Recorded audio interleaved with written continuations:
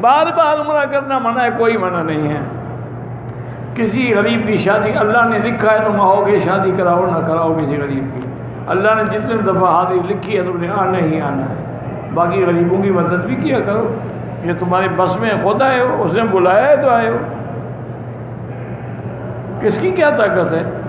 کتنے بڑے بڑے لوگ ہیں، کروڑوں پتی ہیں، انہوں نے کبھی خواب میں بھی مکہ مدینہ نہیں دیکھا. میرے اپنے دوست تھے، میں ان کا نام نہیں لیتا، بہت بڑا زمیندار تھا، زمیندار نہیں کہہ سکتے بلکہ جاگیردار.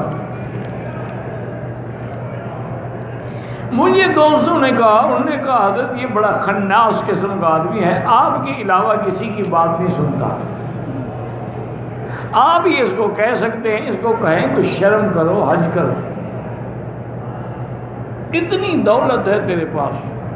اچھا اس کی بیوی نے، اس کے بہنوں نے، گھر والوں نے، خان سب نے حج کیا، کئی حج کیے، صرف اس نے نہیں کیا.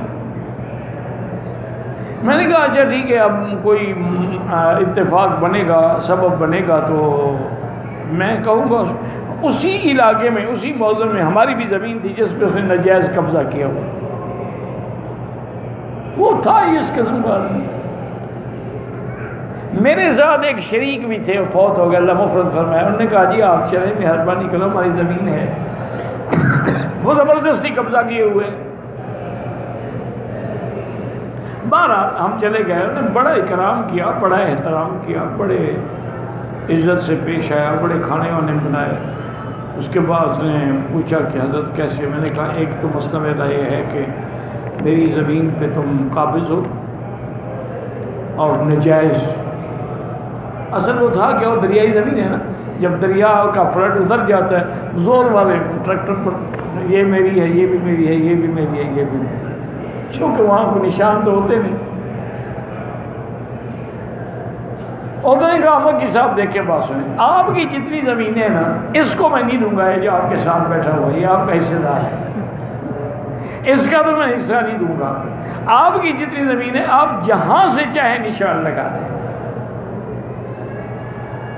میں حاضر. میں نے کہا میں نہیں دوں، اس غریب کو نہیں دو گے تو پھر مجھے بھی نہیں چاہیے، میں بھوکا مر رہا ہوں. انہوں نے کہا جی پھر مجبوراً دینی پڑے گی. دے دوں گا جی، کل ہی آ جائیں اپنا قبضہ دینے، نشان لگا دیں. پھر میں اس کو اکیلا لے گیا، ان کا شرمندہ لگا. میں نے کہا ملک صاحب حج نہیں کرتا. اس نے کہا مکی صاحب تم میرے پوتوں سے بھی چھوٹے. خدا کی قسم میں جب ارادہ کرتا ہوں میرے بدن میں آگ لگ جاتی ہے، مجھے اللہ آنے نہیں دیتا. میں کیا کروں؟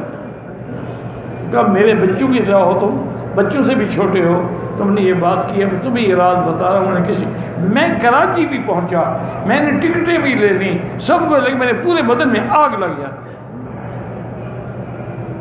میں نے کہا اچھا تم توبہ کرو اور ایک بات چلو یہ کرو کہ اپنی طرف سے حج بدل تو کروا دو تاکہ قیامت میں فرض تو اتر جائے.